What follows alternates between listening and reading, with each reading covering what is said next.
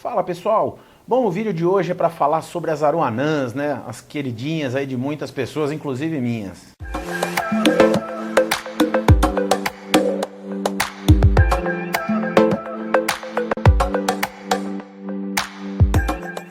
Não vou me aprofundar tanto nesse quesito de coisa muito científica, muito específica, mas vou falar um pouquinho sobre tudo delas, tá legal?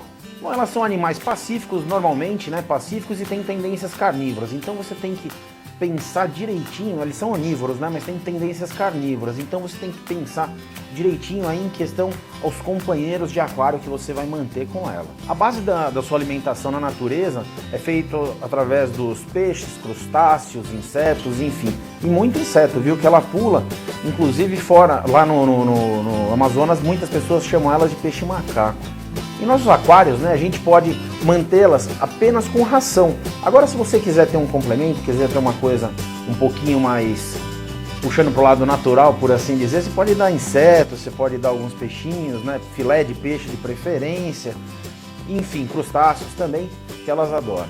Como eu já comentei no meu vídeo que eu fiz sobre a alimentação de todos os meus peixes, eu falo que eu não indico dar animal vivo para elas, né?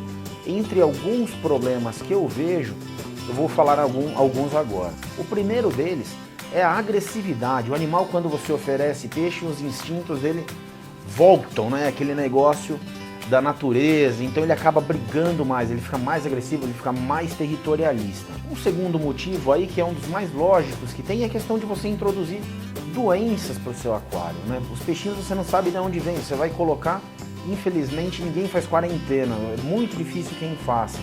Então é um risco que se corre, é um risco muito grande e completamente desnecessário. E o terceiro motivo é que com os peixes ela pode se alimentar demais, acabando fazendo com que ela engorde.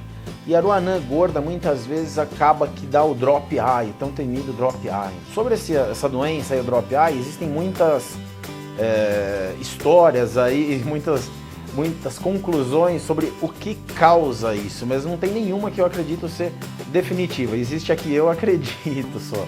As mais plausíveis aí é que eu acho que pode ser genético, mas eu não acredito tanto nessa, e uma que é gordura, porque quando o drop eye nada mais é do que um acúmulo de gordura atrás do olho, fazendo com que o olho delas desçam e elas fiquem enxergando para baixo, mas isso não modifica em nada a vida dela, tá? Ela vai se alimentar, tudo normalmente, então é uma questão mais estética mesmo do que prática aí, alguma coisa que pode piorar o desenvolvimento dela ou qualquer outra coisa. Fora do Brasil, principalmente na Ásia, né, lá o pessoal tem uma tradição muito grande com esses animais e lá é muito comum você pôr até no YouTube mesmo para ver os vídeos, eles fazem cirurgias assim rápidas e sem problema algum, você vê que é uma coisa super segura, o pessoal lá entende muito. Aqui no Brasil eu só vi uma pessoa, se eu não me engano é o Maicon, que fez essa cirurgia no animalzinho dele, eu não me lembro. Se não for ele, me corrijam aí, porque eu realmente me confundo, posso ter me confundido com o nome. Essa cirurgia, basicamente eles tiram ela da água, já um pouco anestesiada, vamos assim dizer, e com um bisturi cortam essa gordura que fica atrás do olho, tiram essa gordurinha, o olho volta imediatamente para o lugar. É uma coisa bem simples, aparentemente. Eu jamais faria, para mim, eu tenho medo, né? Eu pessoalmente não faria. Se tivesse um veterinário que estivesse disposto a fazer, aí talvez sim. O dimorfismo sexual das aruanãs ainda é muito questionável, mas tem a maneira mais segura de fazer, pelo menos nas pratas fica mais fácil ainda de se notar, que é através do vetting, o conhecido vetting. Se você olhar a abertura genital do macho, ela é bem pequenininha. E você olhando a da fêmea é muito maior, e além de ser muito maior, ela é projetada para fora, né? Parece o ovo positor dela. Agora, o único problema de você conseguir fazer dessa maneira é que o animal já tem que ser grande, tá? Tem que ser um animal adulto, aí pelo menos com seus 60, 70 centímetros, daí fica mais fácil. Pequenininhos é praticamente impossível. Existem outras teorias também, que a bochecha tem um A na fêmea e no macho não tem. Inclusive, eu vou ver se eu acho fotografia. Se eu achar fotografia, eu coloco aqui no vídeo para vocês darem uma olhada também.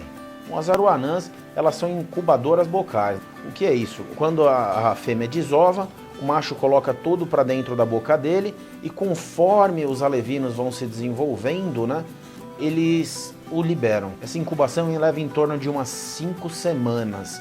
E quando eles liberam o alevino, antes que eu me esqueça, o alevino sai com uma bolsa, né, um saco vitelino bem grande, bem característico, laranja, que até é muito maior até do que ele, é muito interessante de se ver. Uma coisa muito interessante nas aruanãs, que poucas pessoas sabem, é que elas também desenvolveram a capacidade de fazer a respiração com a bexiga natatória. Assim elas conseguem respirar o ar atmosférico, além do oxigênio encontrado na água. Isso se dá através de um duto que ela tem que liga o esôfago à bexiga natatória, fazendo com que possibilite esse tipo de respiração.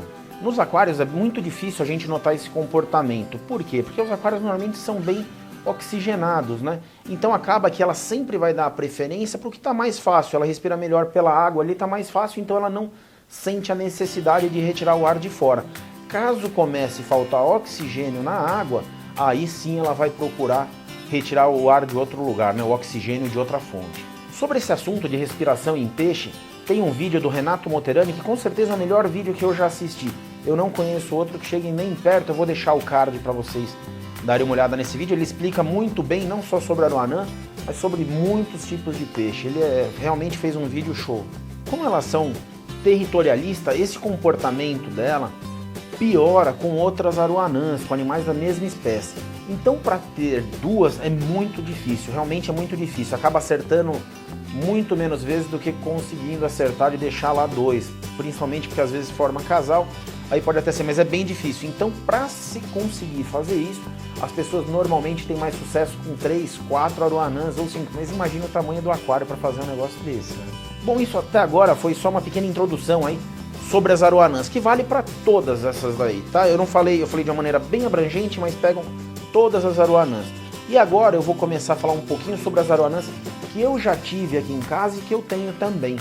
Eu vou fazer um pequeno descritivo, bem pequeno mesmo, sobre a aruanã prata, sobre a jardine, sobre as Sclerópolis de Formosus, né, que são as asiáticas, mas vou tirar mais a curiosidade em relação às asiáticas, né, porque existem algumas coisas mais interessantes. Bom, na aruanã prata, como todo mundo sabe, é um animal amazônico, ela precisa de água como daquela região, água de 26 a 30 graus, um animal que fica super grande, e o comportamento, entre outras coisas delas, eu já disse, né? Então é um animal aí muito mais conhecido do público, aí, né? Do pessoal de uma maneira geral, mas não diferencia muito ela das outras. A Sclerópolis jardine é a aruanã asiática, né? É a aruanã australiana, aliás, que é muito parecida com a asiática. Ela é encontrada na Austrália, né? É na Ásia e na Oceania. O seu tamanho adulto pode chegar até nos 80, 90 centímetros, é um animal de grande porte também. E elas são muito conhecidas por serem muito agressivas mesmo. Mas para vocês verem como que as coisas são, né? Quem acompanha o canal há algum tempo sabe que eu estava com uma aqui em casa e foi o animal mais dócil que eu já vi na minha vida e muito recatado. Inclusive até tirei ela daqui, mandei ela lá pro Paulo, do Paulo Espinosa, do Espaço Aquário, justamente porque eu estava com medo dela aqui, ela ficou realmente muito mal. Então todo mundo diz uma coisa, mas você vê, às vezes existem essas exceções às regras, né, que na verdade não são regras, né, principalmente quando se trata de natureza. E finalmente eu vou falar um pouquinho sobre as Sclerópolis de Formosus, né, que são as aruanãs asiáticas mesmo. Elas são bem parecidas com a jardine, de uma maneira geral, né? Mas o mais interessante delas são as variações, e isso as pessoas acabam se confundindo um pouquinho, achando que até são outras espécies, quando na verdade não. São as Formosus mesmo, mas só que de coloração diferente, de grades diferentes, né? De classificação genética diferente. Então a mais comum, a mais tradicional delas é a Banjar. A Banjar, por que é a mais comum? Elas são animais lindos também, né? Só que ela não foi tão aperfeiçoada geneticamente. Então é um animal que tem um valor menor, acaba saindo mais nesses aperfeiçoamentos genéticos, animais sem aquelas cores desejadas, e essas daí são as Banjar. Mas isso daí não significa que elas têm menos qualidade ou menos saúde, tá? É uma questão só realmente de escama, de coloração. O animal é saudável, um animal super legal também, é a mesma coisa dos outros. A única diferença realmente é porque a cor dela não é aquele negócio chamativo, né, que salta assim nos olhos e tudo mais. O pH usado para ela, aí que tem a diferença das aruanãs, que é o interessante dessas asiáticas.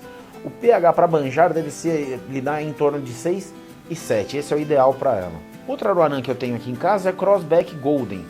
A Crossback Golden ela era uma aruanã que teve uma aprimoramento aí na questão da coloração dela, essa coloração dourado bem forte que sobe até aqui em cima, para praticamente deixar ela sem aquela risca escura no lombo, né, nas costas dela. E para se chegar nesse dourado tão lindo aí que os asiáticos deixam, por incrível que pareça, lá fora eles mantêm as aroanãs e criam elas, reproduzem ela em pH no mínimo aí na casa dos 7,4, 7,6 e passando até dos 8.